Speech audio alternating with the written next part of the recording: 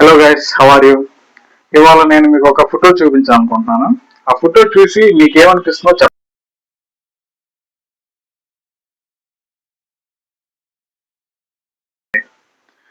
Photo చూశారు కదా? ఈ ఫోటో చూసిన తర్వాత మీలో చాలా మంది ఏమనుకుని ఉంటారంటే, ఆ తమ్ముడు నిద్రపోతున్నప్పుడు అన్న ఎత్తుకొని ఉన్నాడు అని చెప్పేసి అనుకుని ఉంటారు. ఇన్ఫాక్ట్ నేను కూడా చూసినప్పుడు కూడా అదే అనుకున్నాను, కానీ కాదు. ఈ ఫోటో ఎప్పుడు తీశారంటే 1945లో 1949లో సెకండ్ వరల్డ్ వార్ అంటే రెండో ప్రపంచ యుద్ధం జరిగినప్పుడు అమెరికా ఏం చేసిందంటే జపాన్ లోని నాగసాకి మీద అణుబాంబు వేసింది అనమాట.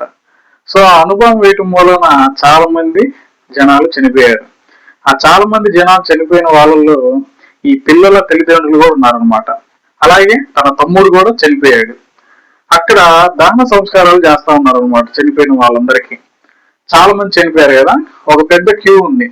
ఆ క్యూలో తన చనిపోయిన తమ్ముడిని పట్టుకొని ఆ వెనకాల వీపు కట్టుకొని తన తమ్ముడి దహన సంస్కారాల కోసం ఆ అన్న ఆ క్యూలో నుంచొని ఉన్నాడు అనమాట. సో కాబట్టి ఈ ఫోటో తీసింది కూడా అమెరికాలోని ఒక జర్నలిస్ట్. ఆయన పేరు ఓడోనెల్. ఆయన పేరు జో ఓడోనెల్. ఆయన కూడా ఆ ఫోటో ఎందుకు తీశాడు అంటే ఆయన ఒక డాక్యుమెంటరీ తీస్తున్నాడు అనమాట.